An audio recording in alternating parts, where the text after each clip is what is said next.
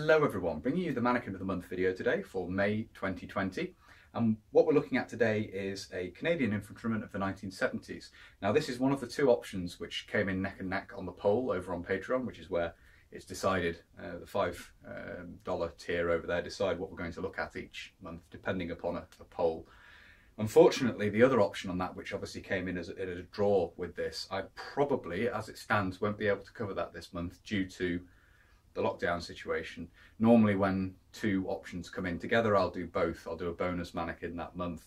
Probably not going to be able to do that this month, unfortunately. But one of the winners is here. And as I say, Canadian infantry in the 1970s. More specifically, this is a private of the 3rd Battalion Royal Canadian Regiment on their deployment to Europe in 1977 when they joined 4 Canadian Mechanised Brigade Group.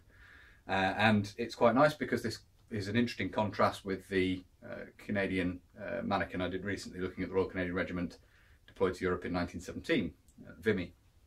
So there's quite the contrast there, and it's amazing what a difference 60 years will do. We'll talk about this top to bottom as normal. Headdress here, obviously helmets would be worn at the time as well, but the photograph I've based this on, the chaps are wearing berets. So we have the rifle green Canadian beret here, which was standard at the time, with the Royal Canadian Regiment badge, and this is from what I understand, is a 70s made example. Here you can see a close-up of the cap badge, and you can see underneath the St Edward's crown, which is colloquially known as the Queen's crown, is the VRI cipher in the centre there. The combat uniform that we see here, in contrast to the previous video where we've looked at Canadian combat uniform, that's featured Canadian combat uniform, which was another mannequin video looking at the Queen's Own Rifles Canada in the 1960s, that showed the heavy combat jacket. This is the heavy combat coat, heavyweight combat coat. This is what's referred to as a shirt coat. Much thinner material, generally speaking, for wear in the summer months. And as you can see here, the sleeves are rolled up. This would represent an infantryman in the summer months because of that, wearing the lighter uniform and with the sleeves rolled up as per regulations. It follows Canada's quite eccentric but very interesting combat uniform design.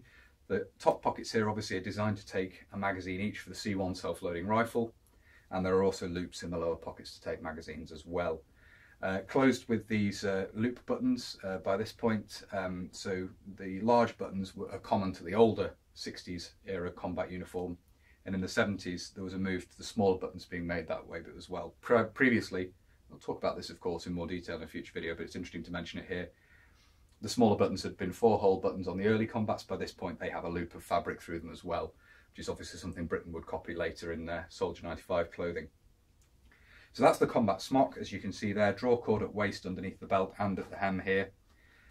We then have the 1964 pattern web equipment, and what you can see of that at the front here are the front of the suspenders coming down, the belt, and obviously the plastic buckle in the centre here. Quite an interesting web equipment. This will be covered again in future videos, looking at this in more detail. There are certain items missing here. We don't have the grenade pouch. It doesn't show up in photographs very much, and certainly the photograph I'm basing this on, it's not being worn. What we do have on the left hip here is the haversack for the C3 respirator, and that obviously is carried on the belt itself in this instance. It does have its own carrying strap and so forth that it can be carried on. Primarily it's seen carried on the equipment as we see it here. In terms of insignia, what you can see is from the front here, we have a name tape worn on the right breast there. Prior to this, in the 1960s, you tend to see them on the left. By this time, they're more standard position over on the right by this time period. And as I say, that's fairly standard, black on olive drab name tape worn there. We'll move this round now and we'll have a look at the left-hand side. Looking at the left-hand side of the mannequin here, we'll talk briefly about the insignia on the uniform first. Up on the shoulder here we have an epaulette carrying the regimental shoulder title, the Royal Canadian Regiment title there, and then down below we have Canada sewn directly onto the sleeve, and then obviously the Canadian flag beneath that. This at the time generally, I believe, only worn when on foreign deployments. Just in case you wondered exactly which nation the soldier came from, we've got that written in plain English and with the flag as well on the arm there. Here we can see a quick close-up of the insignia worn on both the epaulette and the arm of the uniform, with the RCR Royal Canadian Regiment title over the Canada, the national title, and then the flag beneath that. Looking at the web equipment here, we can see the strap coming down from the Y-shaped suspenders for this set, and the big plastic buckle here, obviously 1964 pattern using plastic touch and close fasteners, what we now know as Velcro. Quite a modern equipment in the terms of materials used, but an odd method of thinking, obviously, the intention being to carry magazines in the uniform itself. We can see the front of the haversack here for the C3. Obviously we have a pocket here for certain items to be carried on the outside there, and the main compartment actually opens from the front here with a Velcro tab, and the respirator goes backwards into the pouch that way, so you just literally reach around and pull the respirator out. Quite convenient from that point of view. Behind it here we have the bayonet. This of course would be the bayonet for the C1. In this instance it is a British made bayonet, but it serves to show the purpose there. That's the left hand side of the Mannequin. We'll move this around now and have a look at the back.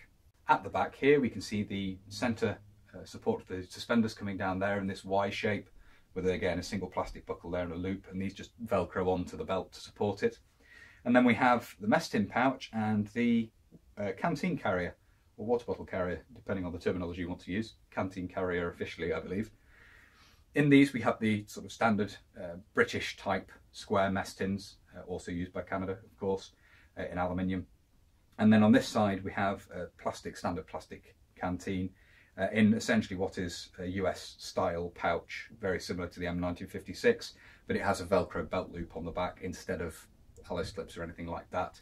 Similar with this, it has a Velcro belt loop on the back. They can be taken on and off the belt without disassembling the equipment, just by unpeeling the belt loop on the back. And finally on the right hand side here, there's nothing more to see really, nothing carried here.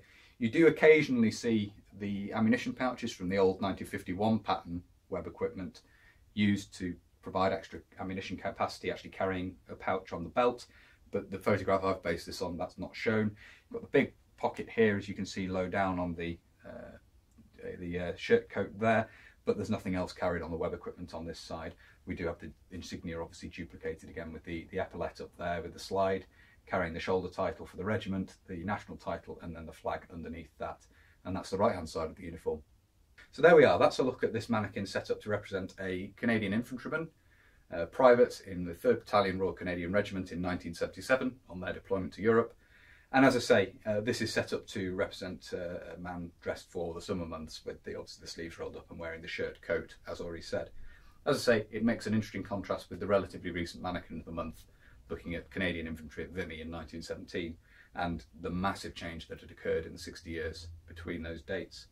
I do hope you found this interesting, as I always say. If you have, and you'd like to see more from the channel, please do consider subscribing if you haven't already. And if you're newly subscribing or you've already subscribed, please do make sure you hit the little bell, the little notification button down below. Obviously you can select there to be alerted when I upload future videos. If you really like my content and you'd perhaps like the opportunity to vote on what's covered in the future, lockdown permitting obviously, then you might consider supporting the channel on Patreon. There's also a PayPal link down below as well, but the $5 tier on Patreon gives you the option to vote on a poll each month as to what will be talked about as the Mannequin of the Month for the next month. So that might interest some. There's also social media for the channel where photographs of this will be posted. There's Facebook, Instagram and Twitter, all linked down below. And of course, if you want to make contact with me, there is an email address down below as well. Well, that's everything I wanted to cover in this video. So until next time, bye for now.